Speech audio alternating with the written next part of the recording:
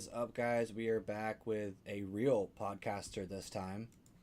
And honestly, somebody I'm kind of jealous of because he made the plunge to go full time creator this year. So somebody who knows everything that I hope to do at some point, but I'm still grinding to get there. But if you guys don't know who this guy is, I'm gonna let him introduce himself because I suck at introducing people. What's up, guys? Bailey Eigbrett from over at Serious Angler, Be the Fish, all that jazz. But I don't know about real podcaster. I guess I just have been talking into a microphone, blabbering, I should say, into a microphone for a few years. It's one of the first. So the first podcast I ever discovered was Bass and Brews, and then Sorry, yours was second. Yeah, Paul is fun, but yeah, love that guy. he's an interesting dude for sure. You could say that. You could definitely say that. So, but yeah, other than that, I see. You know what's funny is the podcasting thing. I discovered podcasts because I needed something to listen to while I fish. Mm. So sometimes I actually have to go back and re-listen to them if they're interesting because I don't retain anything that's being said because I'm just zoned out. It's just background noise. Yeah. But you're out doing some practice for some fishing. You were saying in the green room, getting ready for a tournament. You said on Saturday. Yeah, I'm not practicing. I'm. Just I guess now, which is kind of cool. It's working. yeah, I'm working no more technically. fun fishing anymore. Yeah. We'll say that just to make it sound better to ease the pain. But no, I got a tournament Saturday. Our first local event, NYKBF, kicks off Saturday morning. But my wife, she's got a crazy work schedule this week, and so basically, I looked at it. I'm like, I got all my editing done for the week. I got all the pods done for the week. Like we're just, I'm like, looked at the weather. It's perfect, no wind. I'm like, we're just gonna let it rip and hit a couple lakes yesterday, today. Probably won't even practice tomorrow. We'll probably just go to find some other lake. Got to run some errands too, get some content done, and then Yeah. tournament Saturday. It's one of those things where when you fish these lakes so many times, you can just go in fresh. You just let You it know, rip.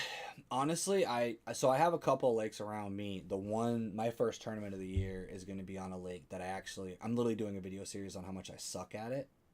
But then there's a couple other lakes that, like you said, it's almost detrimental to practice It can because you be. you almost get like in your head like, oh, wow, I was catching them on this dock, and you don't go off of like what you know.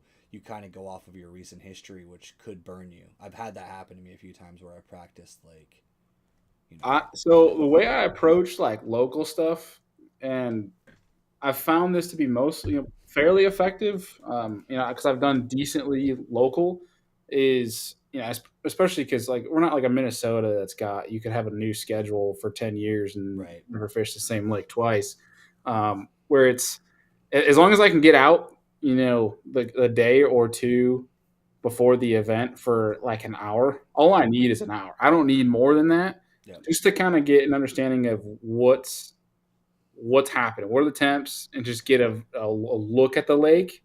And I can be like, okay, I kind of understand what's happening, and from there I can get a starting spot of like what I'm going to do to start tomorrow. And the biggest thing, dude, is like you just got to throw all history away on local stuff, especially Yep.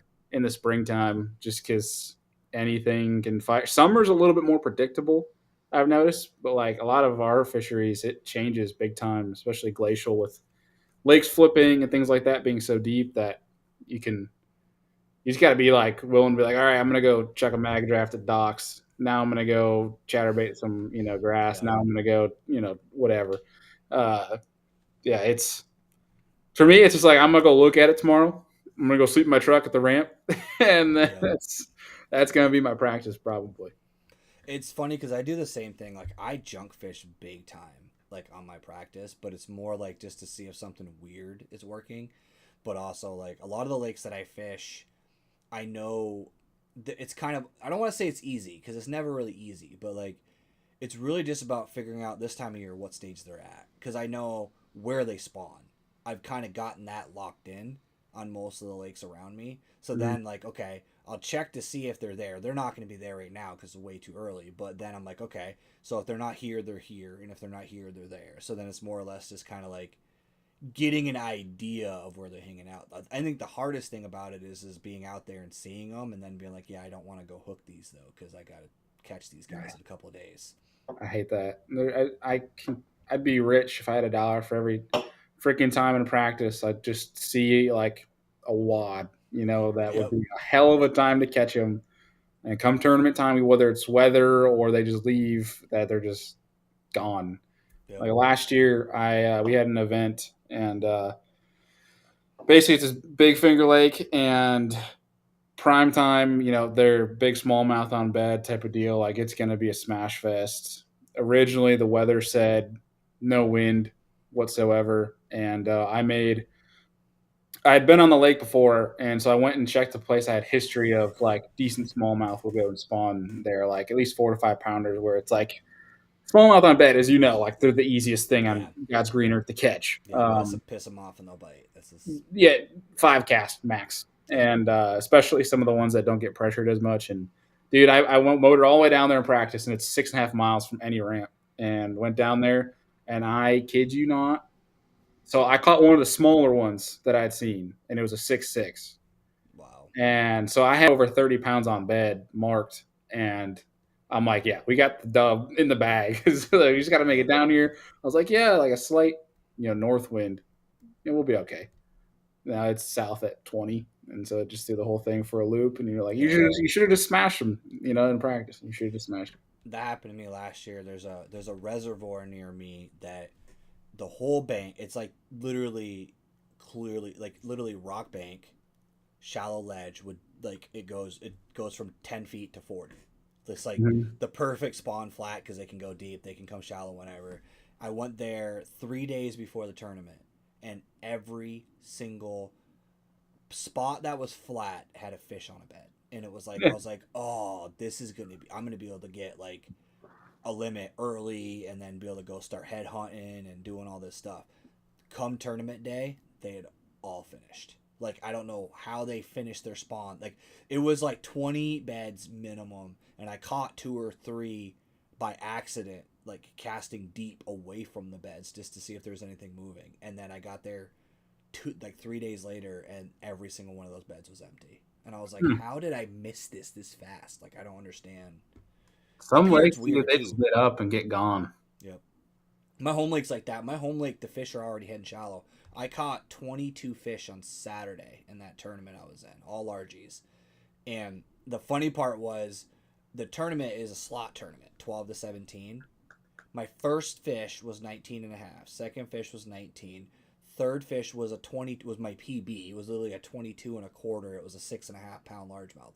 And Hell it's like bittersweet as like, man, I'm catching all these fish, but not one of these freaking things count for this tournament that I'm in. yeah, it sucks to catch a giant in practice. I had almost a 100-inch bag of fish that didn't count towards the tournament. Yeah, yeah. And I was like, this is bullshit. And that's what Wolf of Walmart's bitching about in the chat there, because he was in first place for a while in that tournament, and he was like beating me by like 100 inches, and then all of a sudden my like littler fish started coming in, and I was able to like get some that actually counted. So That's funny. I ended the day with like 222 inches with like I think it was like 15 fish or something like that, but Nice. it Heck was yeah. that one's fun. I like that one, but it's a weird strategy It is. It's because honestly more. I've only ever done one, and it was.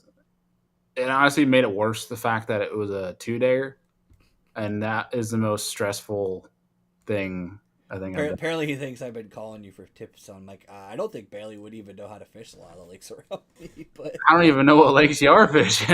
yeah, the only ones around me that you'd probably be well, you might be familiar with Lake Bombazine because that's kind of like a Mhm. smallmouth fishery. Well, I That's don't near know me, of it. but Like I know of it. I'm I sure don't you've know. heard of it. Yeah, it's kind of like me with Cayuga. Like I know it's got fish on it, but it's like not one I would be able to give you any pointers on because I know it's there, but that's about all I know Right about now, it. you don't need anything but a hook and a Yep, banana peel, and you'll catch 20 pounds. yep, yeah. That lake is crazy. It's so stupid, man. I've actually got a buddy that lives right on the St. Lawrence too. That's gonna he's a bait painter and he's gonna let me like crash in his shop. I just gotta pick a week to go up there and fish, so it's gonna be really nice to just Oh man. stay up there for. He's got like he's got two properties. He bought like basically a trailer that he uses as his like bait painting shop, and then his backyard is literally you can just put your kayak right in the river. Are you gonna kayak fish it? He's got a boat, so I'm bringing my kayak up. But if the weather gets bad, then I'll be able to take the boat out because I grew up fishing like Lake Ontario and stuff like that, so I'm no stranger to, the weather decides to not cooperate. You're probably not going to go out there and mess around in a kayak because it starts rolling. You're screwed. Oh yeah, dude, it gets huge. It's actually I like it when it gets bigger on the Great Lakes versus the smaller lakes because you can go through the rollers. It's not as bad. Yep. Yep. But if it gets nasty like that, when you go up, if it gets nasty like that, give me a shout. I got some sneak holes up there Okay. that you can get into. That's awesome. Yeah. See, that's the thing is, it's funny is I grew up, like I said, I used to do the king salmon fishing thing out of like Mexico and Oswego. And so I grew up like going out in a boat in a 20-foot aluminum and like 8-foot rollers. And those are way more comfortable than a 3-foot chop on Champlain. Like, that's the funny part about it is like Champlain, that's the lake I kind of grew up like respecting because it's like, it's never one Big. wave. It's 20 different directions. It's big. And you're just getting like washing machine beat up all day long. And in a little plastic 10-foot boat, it's just not fun to deal with. Yeah, anything like that, like if you get a west wind, the lakes are going to get big, but they can be somewhat manageable. If you get a big east wind, that's when they stack because you got wind against Yeah. current, and then it's just not Yeah, good. Champlain's weird because it flows north. So when you get like a wind out of the north, and a lot of the way that lake kind of funnels down, it just makes a stupid, reckless place to be. Oh yeah, champ gets big. She gets huge. But Be fun. Are you going to fish that Bassmaster event there? dude, I've been thinking about it. I'm back and forth on it because of the entry fees and like it's a lot to invest in getting my butt kicked because there's a lot of Mm-hmm. obviously big names, especially being Champlain. I know all everybody's gonna fish that one. Yeah, that's where my head's at. Where it's there's not a like I would want to keep traveling doing the national stuff right now. It's just obviously doing the content full time now. Like I'm trying not to spend too much money, but at the same point Right. in time, like when they come to your region, if we want to keep these tournaments going, you got to show up when it's local. Right. Even though Champlain's still 8 hours or whatever the hell it is for me, like it's still got to go. Plus, it's Yeah. Champlain. It's an excuse to go fish one of the best lakes in the country. So. You know what's funny is because I think it's because I live here, I don't fish it as much as I should. I actually made a personal goal this year to fish it more because it's like I have a lake 20 minutes from my house that I can go catch 5-pounders. So it's hard to drive an hour and a half to the northern part of Champlain to hope that it's not rocking and rolling when I get up there. Because the weather here versus the weather there, because the elevation change is so drastic, that I Oh, can leave here and it can be sunny and 60 and get up there and it's blowing 40 no, and yeah, not know it till I get there. So it sucks. The only good thing is Champlain does have a couple of those like buoys that have like weather data on them, so you can pull up an app and check to see how bad it is. But yeah. Well, the nice part is Champlain. You can, regardless of which direction, you can get out of it somewhere. It's just if you're willing to there's drive enough bays north, up north north, or south. and that's what I need to like get out of my head is like there's enough bays up there, especially on my side. On the New York side, I don't really know as much, but like on my side, I have Mallett's Bay, and then I have Burlington Bay, and then I have Converse Bay, all in that same area, and then there's the Inland Sea and all that stuff where you can kind Yeah, of get tucked into where there's land around you enough where you can kind of hide from it. yeah. But There ain't no fish on the Vermont side. That's no good. it's funny because the lately I've seen a lot of the Bass Elite guys have been fishing like some of the Vermont side. Yeah, I Like mean, they say they're not, but they like I watched one day like literally Fighter was in Mallett's Bay one weekend right after I was there. it's usually where it gets won. It was a sarcastic, joking comment. Vermont's the better side for sure. See, and that's what's weird is a lot of times I prefer the New York side, but up there, that's where our like easement or whatever they call it doesn't apply. So our licenses aren't good on the other side of the inland sea. Is like there's actually a blacklisted area that you have to have both licenses for. Mm. It's weird. I have both licenses anyways. It's funny because I've actually had a New York license more consistently than a Vermont license because I used to always just basically fish Ontario. Like we would go up to like the Pulaski area and fish the Salmon River, and then we would fish that area. So a lot of times I would have a seasonal New York license and wouldn't even have a Vermont one.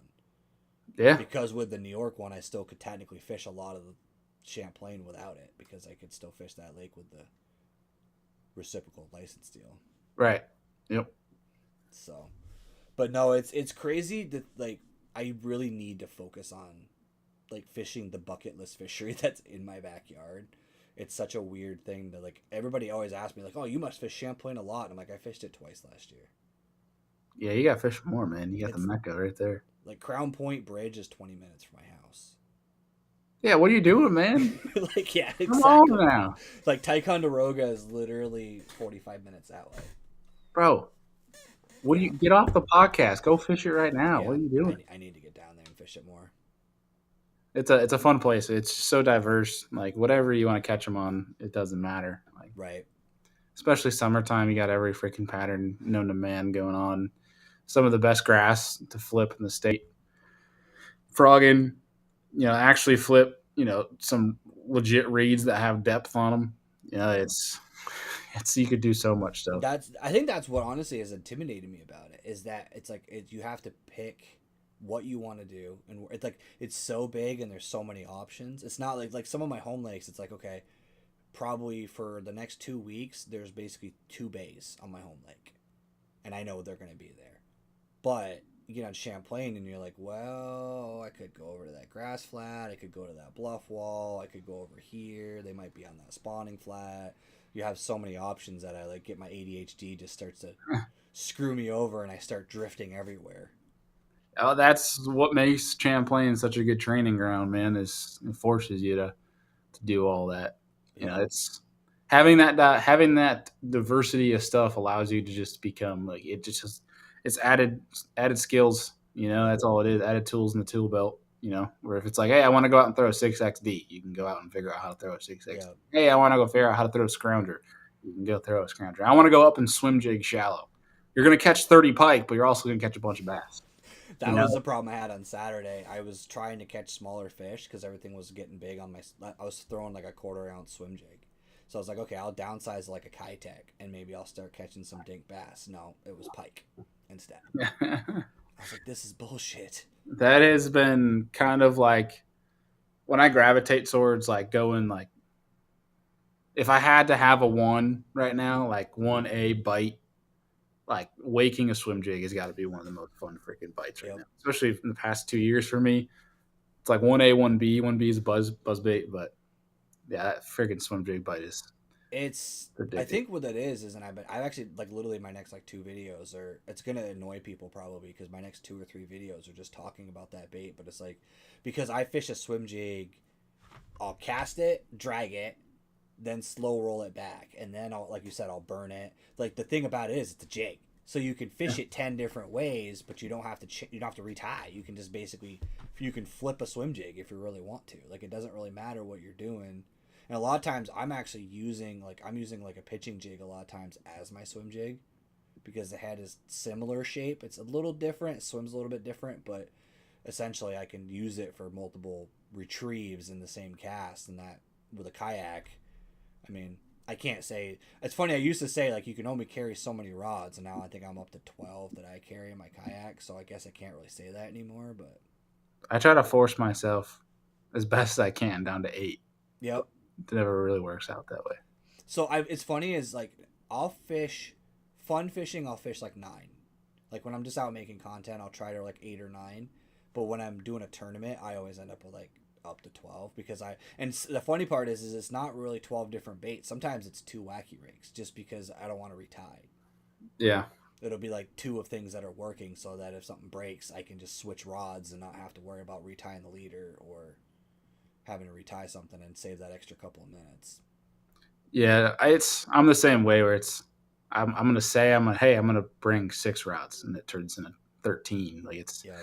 my ADHD and they're like, oh well, what if? And it's not that those could play throughout the day. It's more like I know I'm gonna throw these 2-3 rods all day, but Yep. there might be 5 casts I can make with this bait, and I want it on this rod, so I'm gonna Yep. bring it just in case, and that never happens. The most fun tournament I think I fished last year I brought 3 rods. I got second in that event, and it was 2 frog rods and a punch rod, and that was. That's awesome.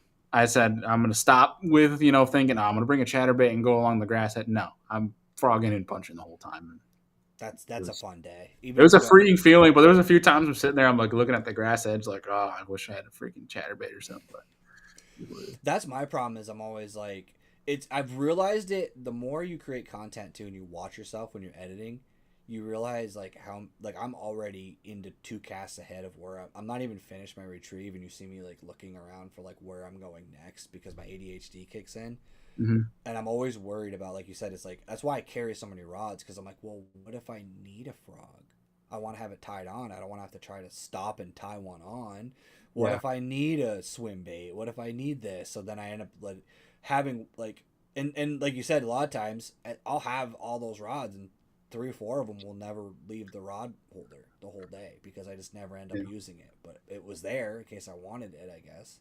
yeah. Yeah, sometimes it's good at that. Like sometimes I bring a lot as like when I'm definitely trying to go out and like learn new stuff or like change things up, like try some sneaky stuff, that sort of thing. But it That's feels good to downsize, that's for sure. that's literally my problem right now is, so I picked up that Eagle Eye 9. I was saying that earlier in the green room, and like I picked up some techniques specifically to learn forward facing sonar and start doing that kind of stuff. And the problem is it's hard for me when I've been catching 20 fish on a swim jig. I basically caught all 20 of those fish on one bait. So then to go sit somewhere with the forward facing sonar to learn how to cast to it and figure out how to see it on the bait, how to adjust it so I can, because it doesn't, maybe it's just me, but like my mental thought of where it's pointing is not where it ends up being pointing.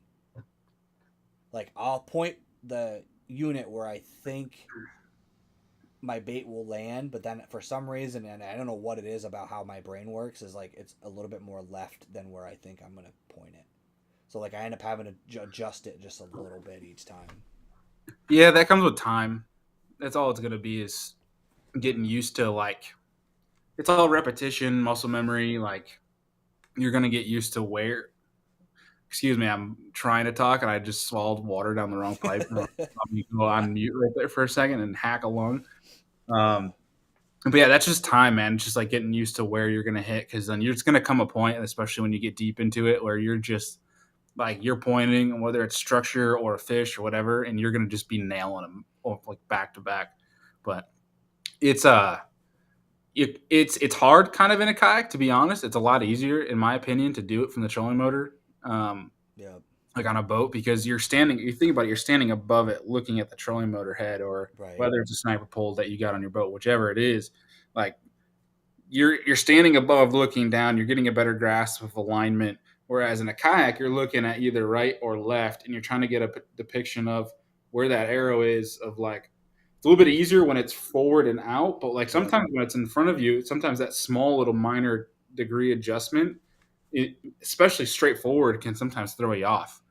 yep, um, for me it's hard because I have mine on my right side, or if they're off to my left, that's what kind of hard for me, yep, is if they're off to my left. And then, but if it's straight ahead and then to the right, it's easy because obviously because you're more over top of it. If that makes yep. sense. It's easier to align. But Yeah, I usually cast more left. It's just naturally how I do it.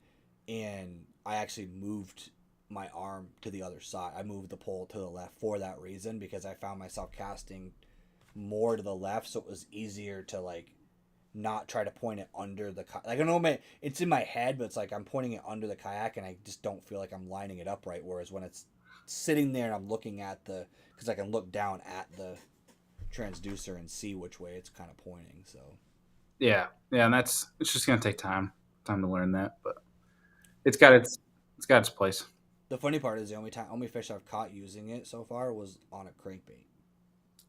I was just playing around with it and just casting a crankbait just to see if I could track the crankbait, and because I knew how deep it was going to go, so I kind of knew where to look. You know what I mean? Instead of like letting a bait sink to the bottom and then have to try to find it in the bottom, and then literally I watched a fish like come up off the bottom, and start tracking it, and it wasn't quite committing to it. So then I like pumped the reel a little bit to get the bait to dart, and then it hit it, and I was like, okay, this is cool. But I was like, this is like literally not how you're. Well, I mean, I go. There's really a how you're supposed to use it, but it's not like the intention of you're not usually using a square bill on your not square billing on your forward facing sonar, but No, I mean it's what you make of it. That's the one thing that's nice is I think the fishing industry and us as a community, we've learned to take the textbook that we grew up yeah, trying to learn and throwing it out the freaking window and just tried a bunch of different things. But that's, I mean, dude, like obviously there's a bunch of times where I've used it to, for suspending fish or targeting specific fish, things like that. But dude, a lot of the times that I use that, I just use it as a more dialed in 360. Like yesterday, I did that yeah, where I'm fishing rock piles, but there's like a 10 by 10 foot rock pile where it's like you can line up, and I used to just simply line up with mapping, with that waypoint, trying to put north up and trying to get under it and like make the right cast. And sometimes it might take you 2 or 3 casts to get it perfect on that spot. But now with forward, I'm not seeing fish because fish might be so sucked down to the bottom where I'm just finding that high percentage spot and then I'm making the cast and I'm not looking back at my forward after that. yeah, Where I'm just making sure my bait is on the lane of cast that I want to be on, and that's it. It's I could do the same thing with 360. It might be a little bit more off with 360, but a lot of the times that's what I'm doing with it, man. Where yeah, I'm like today I did that. Like it's today I was catching some smallmouth and they were staging up. They're off this on this deep lip coming up, thinking about getting up on a flat, and I could see some there, but I could see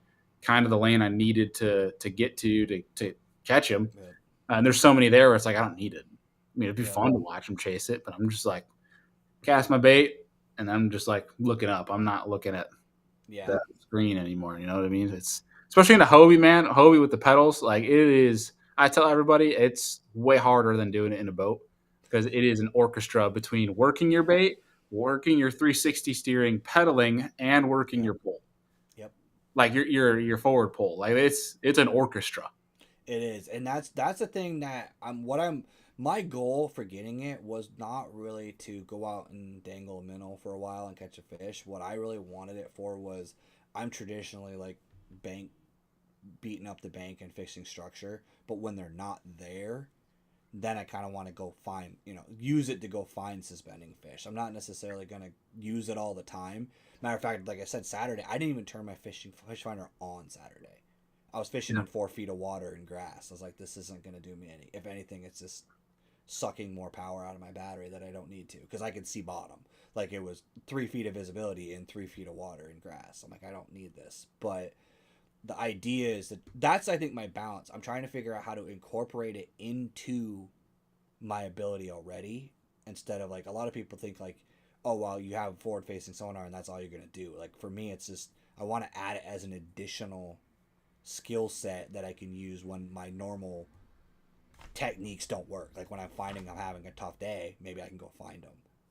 Yeah, and that's the biggest thing that I like about mine is not necessarily like going out the day. Like my goal is to go use forward facing all day. I'd rather not. I'd rather leave it at home, to be quite Right. frank. Like I love using it, but I really love not using it, if that makes Yeah. sense. It's more I get so curious. Like if I don't bring it and I'm going and I'm beating the bank, I'm sitting there, I'm like, gosh, I wonder if there's fish out there.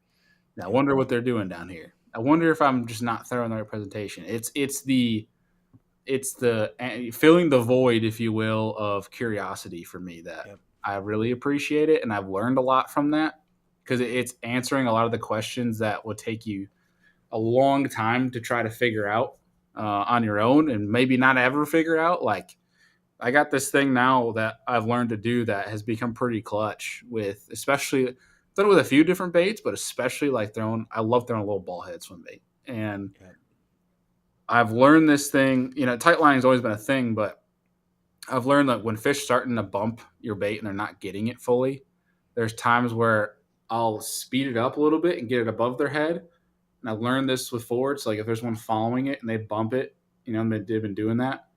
I'll speed it up a little bit and I'll just hold my rod with tight line, and that bait will just come down like this, Yep. and they knock the hell. I don't know what it is, but that's been the trick to get them to do that. Yep. And I'll throw that little swim bait. Like I love doing it in the spring. I leave forward facing at home, and I just go throw a ball head down the bank or on flats and stuff. And I'll do that off the lips deeper, and it gets them all the time. Yep. And it's just that like I wouldn't have really learned that maybe from not using forward. So it's you can take all these lessons away beyond if you just look at the the what's the word I'm looking for, the polarizing conversation of forward, and you can get to where you're actually learning as an angler and getting better, so that like you're getting better because of it, so then next time you leave it at home, like you're catching more fish even when it's not on the boat because you're learning from it. Yeah, you know what I learned? It's funny. It's little things that I learned. So wacky rig, for example. One of the things I fished wacky rig a ton, and I realized using the forward facing sonar that a lot of the times when I thought my wacky rig was on the bottom, it wasn't. I would cast it out and I would let it sink and I would sit there and essentially like wait, and then when the line stopped going down, I assumed that meant it was on the bottom, and then I would close my bail and then I would reel it, work it a little bit, bring it back. Having that forward facing sonar, like a bunch of the times, my bait must have been caught in current or was too more buoyant than I thought it was. It was 2 feet off the bottom, suspend like just floating in current. And I realized in a lot of places that I fish, I was essentially dangling a minnow, wacky rig style, and didn't even realize I was doing it because I thought it was on the bottom and I was popping it off the bottom. But in reality, I was suspending it in the column. And that was something that I picked up because I was watching it live and I was like, holy crap, that's never made it. It never made it down there. You learned how to swim a wacky rig then. Yeah. And That's that's a just, sneaky deal, man. it's People do that. crazy. It's crazy because I was like, and the other thing I learned is like, I didn't realize how fast I was retrieving some baits. Like I was working a blade bait the other day on it, and I was watching how quickly it was coming back, and it wasn't. Again, I thought it was deeper in the column than it actually was. I was way higher, even after counting it down and doing all the stuff that I was doing, instinctually over the years. And then I'm watching it on forward, and I'm like, oh shit, that was like down 5 feet when I thought this thing was down like 10. So I was like, this is definite. So that's the thing that I'm liking about it the most is I'm learning. Like, I'm thinking I'm skimming the tops of the grass with this thing, and I'm like 2 feet above the grass, not even anywhere near it. Yeah, yeah, that's a good part of it too. Dude, there's times where I go out on we got a lake that's just deep by us, and I'll go out in the middle and I just experiment with baits. Like Yep. somebody's probably looking out at me like, "What the hell is this guy doing?" And I'm just sitting there like tinkering with baits, just Yep. seeing rate of fall, how they act or how they react, like action wise, things like that. And like, there's a lot of tinkering that goes on that I can see with forward that I can't do Yep. otherwise. But Well, it's like jerk bait. Jerk bait's one of those baits that I've always been like, I'll throw it when I need to, and I've caught fish on it, but I've always been like not super confident in it. And forward, I think is going to change jerk bait fishing for me a lot I think it's because trying jerkbait fishing for everybody. yeah, because it's like it's amazing. Honestly, the one thing I will say though, it's it actually is frustrating how many fish actually react to your bait. Now, granted, it's not all bass. Like I'm starting to learn the difference between like certain species and how they react to your bait. Because in my mind, it was always like, oh, well, bass is just going to be a gigantic dot on your screen, and a perch is going to be a tiny, teeny, tiny dot. That's not necessarily the case. It depends on how you're hitting them and how that actual sonar is. If they're right in front of it, it's going to look bigger than it actually is. But like I was like literally finding out like I was going over top of like what I thought was a hump, and then all of a sudden the hump started broke apart into little pieces and started chasing my bait. I was like, oh, that was like literally a pocket of perch that were just all huddled together on the bottom. Mm-hmm. And that's something that I'm learning is like on 2D going over top of that, I would have just thought that was a rock. But in reality, swimming a swim jig over top of it, it broke into pieces and started following my swim jig back because it was a school of perch that was hanging out down there. And that's stuff that you would never know just using traditional down imaging or 2D. Buddy, I laugh at the argument people say about how it's so easy or how it's like easy to catch fish on forward. And I would love for them to go experience it's gonna drop on Monday night. But my tournament video, that's for fork. I would have loved for them to take my seat Yep. on that my time at Lake Fork and watch how many 8+ pounders chased my jerkbait back to the boat and never ate it. Yep. If you think it's mad. It will make you go mad. I thought about, and I'm not sure I want to do it yet. I literally thought about making a video where I start out pretending to call Lawrence, but like, this thing's broken. The fish aren't just jumping into my boat for me. That would be hilarious. This isn't doing what you told me it's gonna do. Because that's what everybody's perception is that as soon as you put that on your boat, you just immediately turn into Jacob Wheeler, or Yeah. it doesn't It's work not like the that. case. No, I mean, dude, a great example. I was fishing Lake Lanier, and you'd pull up, and there's fish everywhere, and I pulled this brush pile, and there's probably 30 spots sitting in this brush pile, and I'm like, dude, let's just friggin' spot lock right here. We're gonna lay the lumber to these fish. You catch one, you're done. Yep. You can't catch another one out of it. Yep. And I mean, even fish here, like today, there was a pot of smallmouth. I found them. I'm just sitting there graphing this place, and I find probably a pot of 30 to 40 smallmouth sitting off this lip. And so I spin back around, and I didn't even put my sniper pole down. I just cast a little swim bait in there. Nothing. Cast again. I'm like, maybe I missed the mark. Cast again. Nothing. I look down. They're chasing it every cast. They won't eat it. Yep. And it took forever. I just had to let them to rest again and come back and threw a football jig, and they ate it. And it's like, it's crazy. Like, people think it's just automatic. It's not. No. That's, I think, my biggest problem for a long time was I got pigeonholed into like 2 baits, and that's what my goal this year is, to like diversify myself. Because what happened for me is I would do tournaments and I would think, okay, it's going to be a swim jig bite or chatterbait bite or whatever, and then I would go do it, and then they wouldn't bite it, and now I'm like, well, fuck, what do I do? Because I don't really know. Like, I've learned a lot, and I feel like I have a baseline of a few different baits, but there's certain baits that I feel like I should be more comfortable with, you know what I mean? So that's like one of the things I've learned, like this time of year, especially like being northern anglers, like I don't really expect to catch fish this time of year. I mean, I hope I do, but it's all hit or miss. Like, it's the temperament of a fish. Like, our weather up here, I'm sure you're not that far away, so your weather is basically just yesterday. For me, yesterday was what your weather is today here, because it's just basically, I mean, I'm northern Vermont, so the weather's just coming across the top. But it's been like 70 and then 60, and then Saturday you wake up and there's frost and there's snow, and then like that water temperature changed so drastic that those fish are just all over the place. There's no way to really pattern them right now. Yeah, so yesterday was 32 in the morning, was 62 as a high. This morning was 37 in the morning, 77 high. Yeah. And then Saturday is going to be 36 in the morning and 42 high, and back up to 78 on Sunday. Yep. And the thing is, too, is here has been like 40-mile-an-hour wind gusts, or like 30-mile-an-hour sustained winds all weekend. Yeah.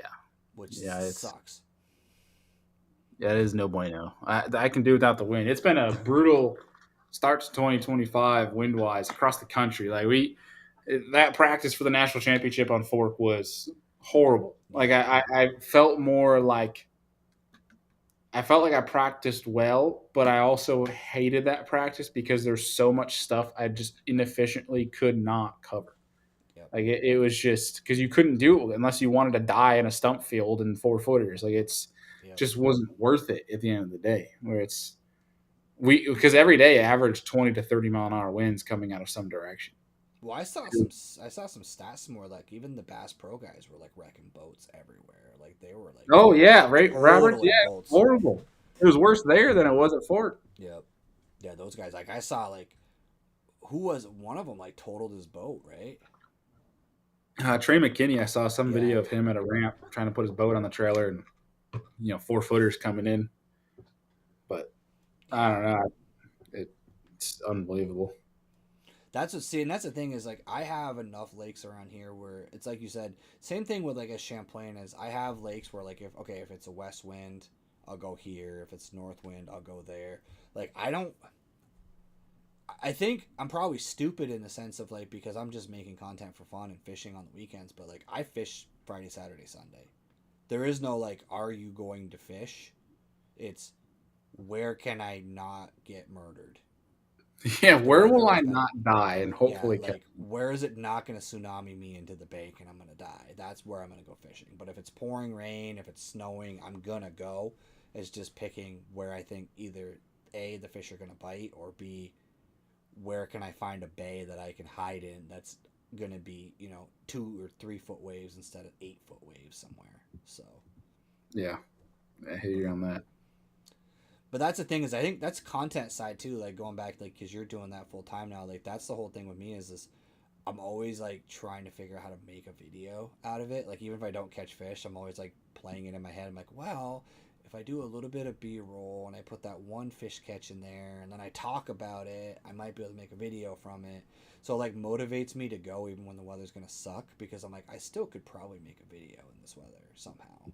And sometimes honestly people like the like I know some of my more popular videos are like how to fish in nasty conditions because a lot of people just don't do it because they some of my best days are in like those Uh, pouring down rain 30 plus mile an hour 40 plus mile an hour gusts and you can't even talk to the camera because it's just straight static the entire time but you're catching 19s and 20s the entire day because the fish are just out there. yeah, some of the best days to fish are some of the worst days for content creation. That's the Yep. thing. The uglier the better is what we say over here, especially for bass and so our smallmouth are weird. They like the sun and the Great Lakes, but our Finger Lakes they love that overcast and wind ripping. Yep. Yeah, there's not very many lakes around me that matter of fact where I'm going on Saturday is this like little mountain pond that I think the deepest point of it's like 30 feet, but it has this one shoreline and it's just all overhanging timber with rock and ledge. And the smallmouth just live there. They're just resident fish. They just all live on that shoreline. And you can go up and down that shoreline with like a Ned and a wacky rig and catch them all day. They're not monsters. They're just highly populated in there. And I haven't caught a single fish on like finesse all year. It's all been like swim jig, chatterbait, square bill. Like I can't get them to bite anything subtle. But that one lake is one of the ones that does always seem to have that type of bite. So I'm literally going there to try to catch a fish on a wacky rig just because I want to try to catch a fish on a wacky rig. I don't know if you get that, but like there's some days where I just want to go catch them on a specific technique because I feel like I want to. There's I no kind other of am logical just way. letting the fish tell me what videos I should make. Makes sense. I don't know. I don't really have. I mean, there's like certain videos I want to make, but otherwise, it's just like, all right, what do you want today? Okay, I'll make a video about this. Oh, you want See, to eat a fruit side? All right, I'll make a video about the fruit side. that's true though. Yeah, I guess like I will say one thing I don't do an intro until like halfway through the day. Oh, Because really? every time I try to record an intro, I'll be like, okay, guys, so what we're going to do today is we're going to go and we're going to use a square bill and we're going to use a swim jig, and then I'll catch them all on a wacky rig. Hmm. So I literally started like recording my intros like halfway through once I know like how the lake's setting up, because then I can like foreshadow a little bit more and be like, okay, so here's my plan, because I figured it out 4 hours after I got there. But a lot of times I started like I guess it's kind of cheating, but in a way it's like I like every time I was making these videos where I'm like, hey, we're gonna do this today, and then I'm like on an entirely different lake by the afternoon because that lake sucked. So then I recorded an intro at the wrong boat ramp because I'm not even fishing there anymore by the time I caught fish. That's funny. See, I try to show that. I try to show the downfalls and the Yeah. mess ups as much as I can. You know. See, I do a little bit of both. Like I actually literally made so Lake Bombazine that one I was talking about. I literally made an entire video series that I'm like slowly making about like learning it, and that's like super. It has I do like depth chart breakdowns and like I'm literally breaking the lake down into zones and forcing myself to just fish one section of it at a time and try to find a bite there instead of like being able to just freely roam. I'm like, okay, I want to see if there's a bite here, and they basically try to break down the whole lake because the main reason I suck at that lake is because it is such a heavy wreck lake that I didn't fish it because I was constantly fighting with wake boats and jet skis and ski boats and trout boats and everything else. So I just didn't go. I'm like, I just don't want to deal with the people. But now that I have Fridays off, I get there Friday morning at 7, and the only people there on Friday morning at 7 is fishermen, and we're all there for the same reason, and we all kind of have that, like, I call it the changing of the guard, because it's like about 7 o'clock in the morning, the bass guys all roll in, and then around 11 you see the bass guys start to roll back out to the ramp, because here comes the pontoon boats and the jet skis and all that coming down through from the marina, and then like we basically get out of the way for the wreck boats to kind of take over for the rest of the afternoon. It's you have that, and then you have the one like spirited jet skier or like wake boat at 7 in the morning, Yeah, and it's just like, really, we got to start now. Like I can't get my 3 hour grace period where you're not, yeah. running and gunning. But They even put laws in here for wake boats, and no one's honoring them. mm, So they actually made this law on a lot of our lakes where you have to have 50 contiguous acres around. So you basically can only be in the middle when you're like doing the waking part.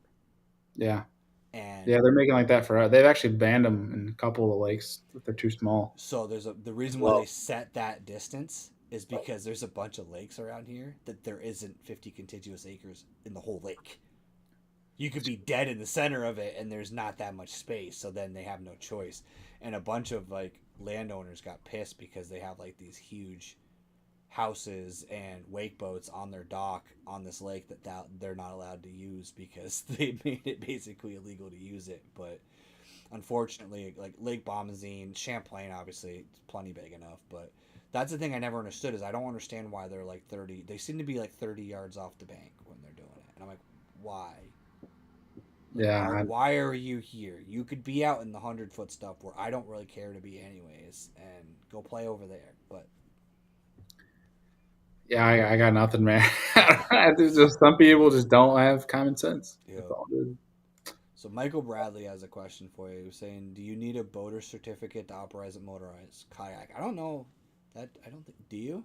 Yep. Yeah, you do. They What changed is that, it? I think, 2 years ago. Yeah, but you have to take the boater safety course if you're going to have a motor. You can use a kayak without a motor and be fine, but as soon as you put a motor on it, you need to. I've heard mixed reviews on enforcing it or not. Like, and I've Right. never been stopped and asked, and I've been told like it's good to have it, but you don't need it. So it's kind of loosey goosey a little bit, but it doesn't hurt. It's a free course, and it Right. took me like, I mean, to be quite frank, like I understand all the boating laws. I read through all the stuff. Like I've known that for years, being on boats, operating a boat, things like that. But like now that they made it online, you can breeze through it in 3 hours, and I'm pretty sure all of the quiz stuff is on Quizlet, so you can just like Yeah. get through, like just go through all of them. But So Vermont required it for driving an actual boat. It's been like that since I was a kid, so I always had one anyways. The only thing I don't know, and I got to figure out, is I don't have my card anymore because no one ever stopped me and asked me for it. So I got to figure out either I might just take it again, just because I don't know. It's probably going to be more of a hassle to figure out what agency I need to call to get me a new card than it would be just to take the test again. like you should be in a database then. That's what I'm wondering, but I don't even know like who you call to get that reissued. You probably call like a your trying to think who would even stop, because I don't know if Fish and Game would look that up. Boat US probably could, Probably, yeah. and they usually are the ones that run the free course. But yeah, you probably just call them to see. I'd imagine if you've Yeah. taken it before, they got you in there somewhere. Yeah. The only thing that was confusing.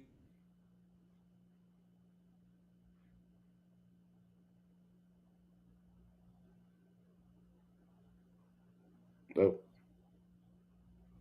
I don't know if it's me, but it's locked up.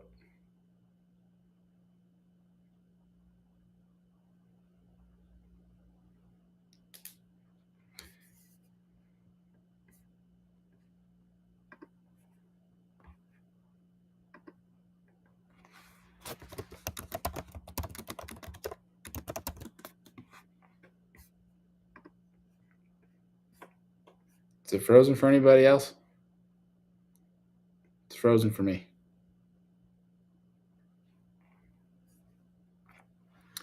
Oh man. All right. Well, While he does that, y'all throw me some questions in the comments, and I'll keep this party on the track. But yeah, Michael, it's super quick if you want to roll with it. Like I think Boat US, you can just look up Boat US online boater safety course or whatever it may be, and like it literally took me 3 hours. I just knocked it out on a random rainy Sunday afternoon.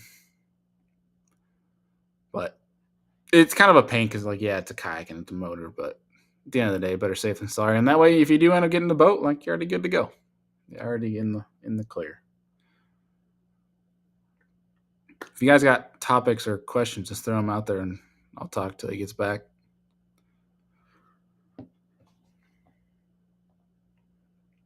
The NFL draft is going on tonight.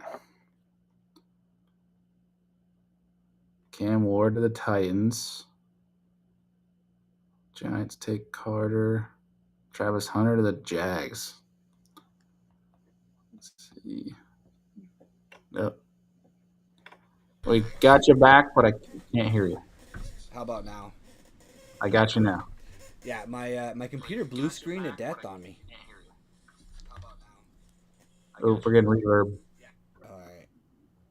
I think we're good now.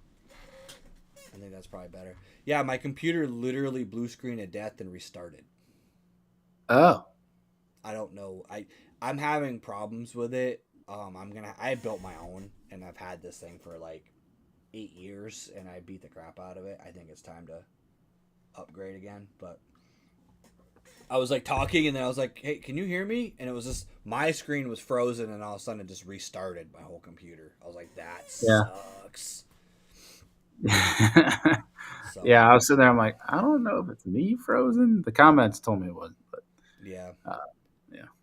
But yeah, that it's funny is the test that what's weird about it is being I've only fished like, mostly inland like fresh water. Like a lot of that stuff in that test is like not doesn't relate to Vermont waters. Like it's talking about like channel buoys and stuff, and in Vermont they don't even Yeah. use the right color buoys. Like you'll see like a hot pink one out there. Like I swear they just like spray painted that thing and threw it out there. You don't even know what it's there for. The colors don't matter.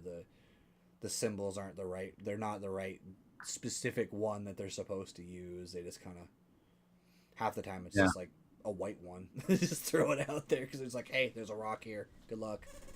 Yeah, pretty much. Yeah, there's a lot of random hoopla in there and like sailing and all that crap, but it was pretty quick. I kind of appreciate the fact that they did it though, because there was a lot of people that probably didn't even realize how like asshole-ish they were being. Well, yeah, there's that, but then they didn't even communicate that they have to have it now. Yeah, Yeah, because they're still selling boats, and you still got people out there that have no idea. that's true. Yeah, I've actually complained and like I can't get any buy-in for it, but I want them to remove parallel parking from the driving test and just make you back up a 10-foot utility trailer. If you can do that, you can parallel park anyways. Yeah. Like if you literally just take like if you make them back a jet ski trailer into a parking spot, they can parallel park after doing that. But you see so many freaking little trailers like that just jackknifed. And I literally had to save a marriage one day at a boat ramp. I was literally packing my kayak up one day, and this lady comes over and knocks on my window, and I'm like, "Hi," and she's like, "Will you back that fucking trailer down the boat ramp before I beat his ass?" And I kind of felt bad for the dude because like that's like the most emasculating thing. Like she went and got another dude to back the trailer down. Yeah, that's I kind of that's felt getting bad. He over. thanked me at the end, but I was like, I kind of felt. I'm like, what? I'm like, is he okay with that? Like, I don't really want to get in your vehicle and back this thing down, but it's just like it's crazy to me. Like I grew up, backing trailers up. My dad had a landscape business, so I was constantly dealing with that stuff. But like, it's amazing to me how people can't just back Some up. people just aren't around it, you know. It makes sense, I guess. Yeah, but there you go again. Like my kayak trailer is actually a pop-up camper trailer. So what it is my pop-up camper rotted out. So I stripped it down to the frame and just built like a Hemlock utility trailer out of it. So the tongue of my trailer is like that long. So it is kind of a bitch at some of those boat ramps that like kind of snake. You've been to probably there's a few like that in New York too, where like you're backing like down a hill around a corner to get your kayak to the ramp, and it's Mm-hmm. kind of a pain in the ass. Dude, it's been a little over a month now since having a trailer though, and I don't think I can go back. It's yeah, I won't. I can't car top or back truck anymore. It's once I the thing is I didn't have a trailer, and then the pop up was just the fiberglass was so rotten that you could like every time I would try to reattach the canvas, it would just pull through. So I was like, Mm. okay, this is like junk. What am I gonna do? And my dad's like, why don't you make a good trailer out of it? And I'm like, he's like, the frame's all good. He's like, the frame's probably more solid than any utility trailer. And the nice thing about that is it's heavy. So a lot of guys use those like wire aluminum utility trailers, but they bounce like crazy when you're Mm. towing them with a kayak in them. Whereas this thing is so heavy that it stays down, so you don't get all that jumping of your kayak on the trailer because it's not so light. But Yeah. yeah, I don't think I could ever. It there is disadvantages. There is some ramps that like you're either gonna have to wait your turn, or there's some lakes where you're just not gonna be able to really fish easily.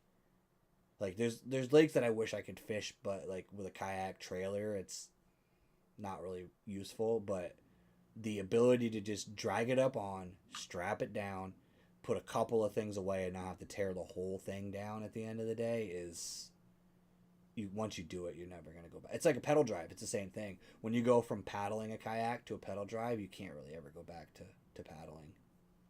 Yeah, it's you can go up levels, it's hard to go back down. That's for Yeah. sure. That's what I try to tell everybody. Like they're like, "What fishing kayak should I get? Should I get this paddle kayak?" I'm like, "You should try to save your money and get a pedal drive if you can. Like just, I know it sucks, but you're gonna end up wanting to upgrade shortly after getting that paddle kayak. Yeah. Makes life a lot easier. And then when you get into the level that you're at, where you have, I forget what your video said that the cost of your kayak was with all the setup on it, but Too much.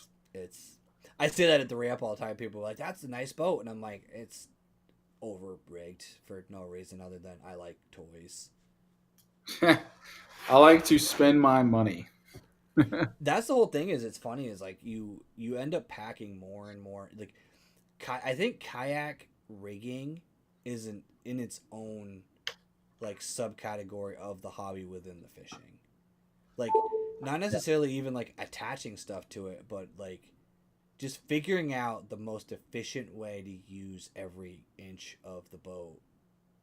Like where can I put baits? Where can I keep this? How can I make this so I can get this faster? How Yeah. many rods can I keep? How many rods can I not keep? Yeah. 100%. The gadget stuff kind of gets to us, and I think that's the DIY mindset of it. But Absolutely. yeah. So we're going on an hour, and I'm sure you're probably going to be getting up and going fishing in the morning. Oh yeah. Somewhere. I don't know where yet. I haven't figured that out. I'm actually going to Bombazine to make another episode of that video, but There you and then I don't know where I'm going after that, but yeah, I'll probably call it right here unless you guys have any more questions for Bailey because I know he was kind of filling in. I pulled up my YouTube on my phone. I'm like, I wonder if he just bailed or if, and then like a pro, he was like, well, I'm gonna hold the down. go. I tried. I tried. What's your go-to bait and setup for it? Is Scott Vermonter's wondering. I've been asked a few times, and I don't know if I've ever had the same answer because I guess I don't really have like, there's guys who are like, yeah, he's gonna be throwing a chatterbait, or oh, that guy, he's definitely chucking a spinnerbait somewhere. I don't really know because I'm just like I feel like you go through my videos and like I'm throwing something different every freaking Every time. time. Um, man, I guess as of late, like a little ball head swim bait, because you don't need any Yep. technology to catch a lot of fish on that thing. You can beat the bank, you can fish deep, depending on what size jig head. And that's something I've thrown for years and caught personal bests and giant bags, and you can catch whatever species you want on it. But little ball head, I think ideal scenario, I got probably a quarter ounce BKK football head, and then probably a 3-inch spark shad on the back. And then I like I've been playing around with a newer rod, but the one I've been using for years is a 7'6" medium fast spinning rod. It's a Abu Garcia Fantasista Premier, so it's a little bit older rod. Yeah. But 7'6" medium fast. It's a I got a Daiwa Tatula MQ on it, 10-pound braid, 8-pound fluoro, and that thing bombs like a son of a gun. I'm glad to hear that you're braid to leader because I know a lot of guys. I have not really figured out a good way to fish straight like fluoro on them. Don't. There's no reason to. Yeah. It's just not worth it. Yeah, like every time I've tried it, I've just cost myself money. I'm like, no, this is dumb. I'm running like light. I run like you said, like 10-pound braid. I'm not running like 30-pound braid or nothing on there. But I don't even run that long of a leader really. Yeah. I found that like that's the thing I've always like had this in my head that like you always have this like thought that you're supposed to hide the line, but a lot of times I don't think they care. No, it doesn't matter. Sometimes, like, I feel like it does on super clear water fisheries. Like, I always just reel down all the way to the reel, and that's usually what I go with. Um, but there's sometimes, like, I've tried the 20 and 30-foot leaders, and I just don't think it makes that much of a difference. At least granted, I'm talking New York fish, and they're stupid, Right. so I don't know. Like, pressure Vermont fish are the fishery, same. maybe it makes more sense, but Vermont fisheries are the same, like for the most part. There's a few lakes around me that are heavily pressured that there is times where I definitely need like more fluoro, but most time literally people ask me what my leader length is and I go this. Like whatever this is. Cuz I've never measured it. It's always like I grab the line and I go and then whatever that is minus the knot is my leader line. I have no idea. I've never actually measured it, but this is actually an interesting question.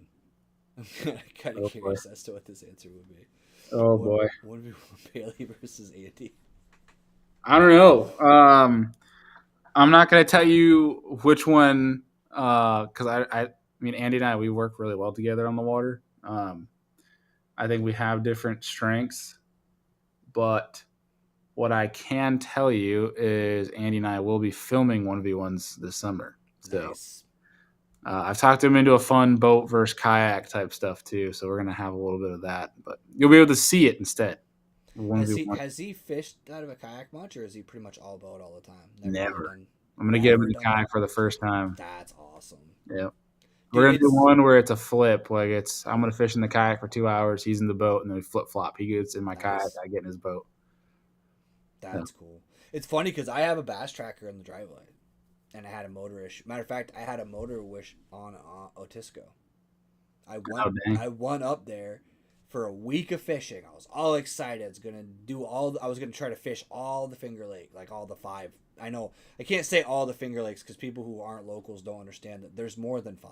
There's a lot of them. There's a ton of lakes up there, but I wanted to hit all the major ones. So I fished Cayuga, and then we went to Owasco, and I went to Otisco, and I had an issue with the motor, and it was to the point where I was like, I can't keep pushing it, so I ended up going home, and my boat's pretty much sat since Dang. because I want to fix it, but the problem is I ended up changing the oil in it, and I had water in the oil and the lower unit. Mm. So it's got some seal issue, and the fact that I'm getting water in the oil, it's a 4-stroke. Oh man. I'm like, that's why I don't have the heart to bring it to the boat doctor to have him tell me how much it's gonna cost to fix it, because once they start tearing it all apart, they're gonna be like, oh, and this bearing, and this bushing, and this piece, and that piece. So I literally bought a new kayak instead of fixing my bass boat because I like fishing out of the kayak that much. The reason I sold the boat is just because I owe too much on it. I couldn't sell a boat with a non-working motor for what I have to pay it off the loan. Yeah. Yeah, I hear you on that. And it's actually one of the like 18-foot Pro Team models. It's not like the classic one. It's actually like the bigger. Oh dang. So it's a decent size aluminum boat, but someday I'll make enough money to fix it. But for now, it just kind of sits in the driveway as a really expensive lawn ornament. Yeah. Yeah, So that's tough, man. I'm sorry. It is what it is. Like I said, that's once you get in a kayak though, it's crazy. Like it's funny how fun that. Like the first few times you hook a fish in a kayak, it's like a whole different world because you're in their element. I think that's the biggest thing. Yeah, yeah, it's a little So, bit different. but yeah, guys, we will let him go. Make him wear a traffic cone hoodie. So it's so That's funny. funny. That's true. That is funny. Good. But yeah, we're gonna cut it right here, guys, so Bailey can get some rest and go make some really cool content. If you guys haven't checked out his stuff, in the description there's a link to the podcast and there's a link to Be the Fish. I watch every video that he puts out. It's actually the way I get through work some days, and I listen to the podcast. So Appreciate that, I've dude. learned a lot from listening to his shows, and he has a lot of really big names on there. So matter of fact, go check out the most recent one he just released, and you'll if you don't know who that name is, you don't know nothing about bass fishing. So. But yeah, guys, definitely check his stuff out. We'll probably get him on later on once he's done a few more tournaments and won a bunch of money, and then we can talk about how he's on his way to a championship or something. But Dude, I hope so. but yeah, guys, we're gonna end it right here, and I will see you guys all next week.